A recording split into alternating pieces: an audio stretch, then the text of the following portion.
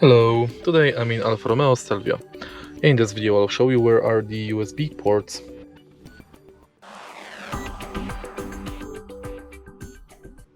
In the beginning, take a look in the center of the car. Here we've got the first USB port. Then we've got two USB ports in the armrest. One USB-A and one USB-C. In the end, we've got another two USB ports in front of the back row of seats. And that's basically it.